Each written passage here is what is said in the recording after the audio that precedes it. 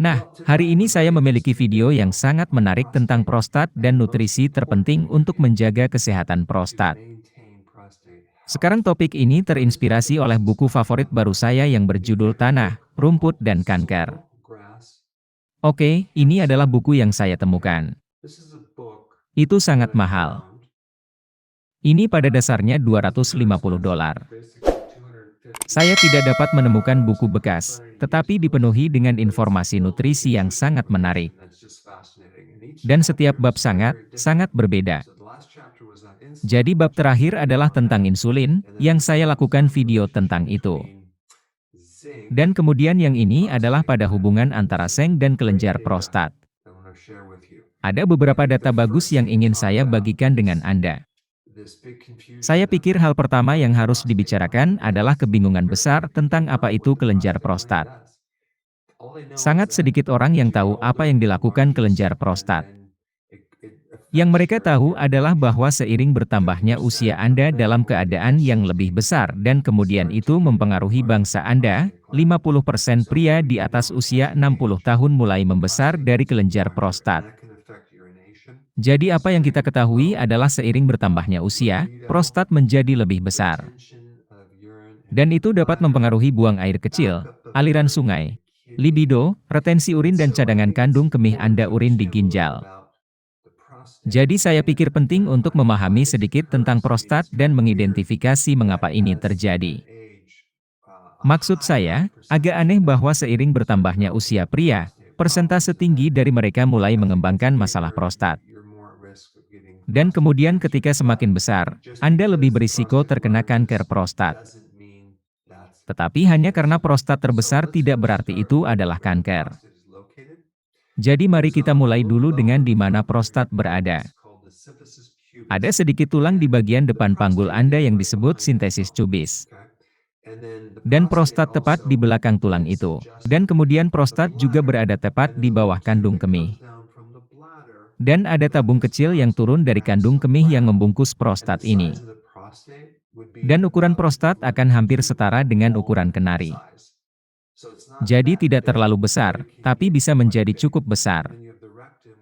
Dan kemudian Anda memiliki rektum yang tepat di belakang itu. Jadi disitulah letaknya. Tapi apa fungsinya? Prostat adalah sekitar 70% kelenjar dan 30% otot. Jadi ia melakukan dua hal. Ini membantu Anda mengeluarkan cairan tertentu, yang akan saya bicarakan, dan juga bertindak sebagai pompa selama ejakulasi. Jadi ini membantu mendorong cairan ini melalui tabung, yang merupakan tabung yang sama dengan tempat urin Anda melewatinya. Dan kemudian keluar dari tubuh. Sekarang sperma dibuat di testis, oke? Dan dibutuhkan sekitar 60 hingga 70 hari bagi sperma untuk berkembang. Jadi sperma melakukan perjalanan melalui tabung kecil ini ke area prostat di mana Anda memiliki kelenjar tambahan yang menghasilkan cairan dengan cairan prostat gland semua bercampur menjadi apa yang disebut air mani. Maka tujuan air mani adalah untuk membuahi sperma. Dan sperma pada dasarnya hanyalah genetika dari tubuh laki-laki, yang kemudian akan bergabung dengan genetika ovarium untuk membentuk tubuh manusia. Jadi untuk melakukan itu, Anda membutuhkan sesuatu untuk memberi makan sperma yang fruktosa dari air mani. Anda membutuhkan enzim tertentu untuk membantu menembus ke dalam lapisan rahim karena ada lendir di sana dan banyak faktor lain untuk menjaga sperma ini tetap subur. Dan sperma di luar tubuh dapat bertahan kira-kira sekitar 5 hari. Jadi di ujung lain, pada wanita, Anda memiliki sel telur ini yang tidak aktif dan menjadi aktif setelah sperma menembus. Jadi itulah ringkasan dari apa yang dilakukan prostat dalam kaitannya dengan faktor-faktor lain ini. Sekarang, yang menarik dari kelenjar prostat dalam kaitannya dengan nutrisi adalah bahwa itu adalah kelenjar yang memiliki konsentrasi seng tertinggi. Jadi prostat memiliki konsentrasi seng 100 kali lebih banyak daripada darah Anda. Karena jika Anda menguji darah Anda dan itu seng normal, itu mungkin tidak memberitahu Anda apa yang terjadi di dalam kelenjar prostat. Jadi dalam buku ini saya ingin menyebutkan beberapa poin kecil. Berbicara tentang hubungan antara kekurangan seng dan apa yang terjadi dengan kelenjar prostat. Tetapi sebenarnya pada sebagian besar ada penelitian yang dilakukan, dan saya akan meletakkan beberapa tautan di bawah ini yang menunjukkan prostat normal dan tingkat seng yang ada di dalamnya. Ini seperti 744 mikrogram. Dan kemudian Anda memiliki hipertrofi ringan atau kelenjar prostat yang membesar yang memiliki jumlah seng yang lebih sedikit, yaitu 486 mikrogram. Kemudian mereka menguji orang-orang dengan prostatitis kronis dan itu pada 470 mikrogram. Sekarang ingat, ini semua dibandingkan dengan kelenjar prostat normal yang memiliki 744 mikrogram. Dan kemudian dia berbicara tentang prostat dan kanker yang berhubungan dengan seng. Rupanya tingkat itu sebenarnya rata-rata 273 mikrogram seng. Jadi kami memiliki hubungan antara kekurangan seng dan peradangan pada kelenjar prostat, pembesaran kelenjar prostat dan kerentanan terkena kanker prostat. Sangat menarik. Poin lain yang ingin saya kemukakan tentang ini adalah bahwa Anda memiliki bentuk testosteron yang sangat kuat yang disebut DHT. Jadi testosteron dapat mengkonversi ke DHT dengan enzim tertentu. Itu disebut 5-alfa reduktase. Jadi ada obat-obatan tertentu yang menghambat enzim itu untuk membantu mengurangi DHT4 sekarang pola kebotakan, prostat, hipertrofi, disfungsi ereksi, karena terlalu banyak hormon DHT dapat menciptakan efek buruk. Tapi yang menarik dari itu adalah seng adalah penghambat alami enzim itu. Menarik. Dan kita juga tahu bahwa orang dengan testosteron rendah biasanya kekurangan seng.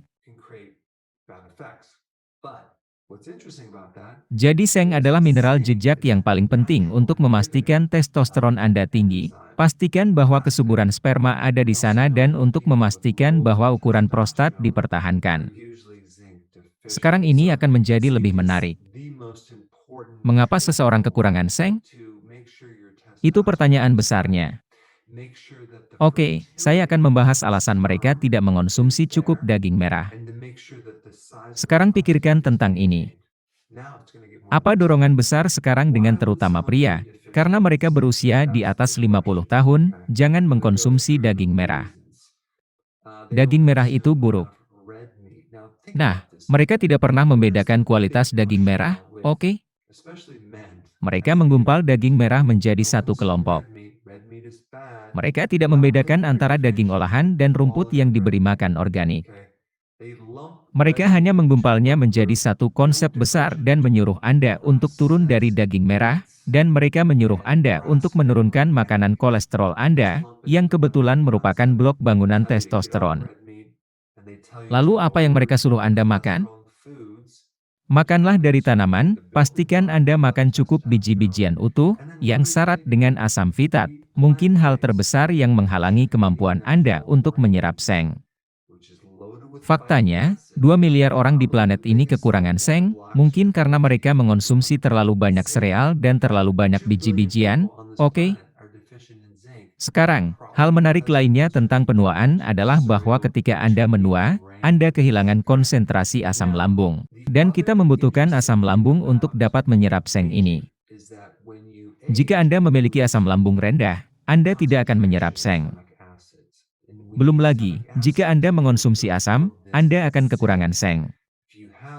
Jika Anda menggunakan diuretik, obat itu akan menghabiskan Anda dari seng. Jika Anda mengonsumsi statin, Anda akan memiliki seng yang signifikan. Kekurangan alkohol adalah hal umum lain yang akan menyebabkan kekurangan seng. Mengkonsumsi banyak gula akan menyebabkan kekurangan seng.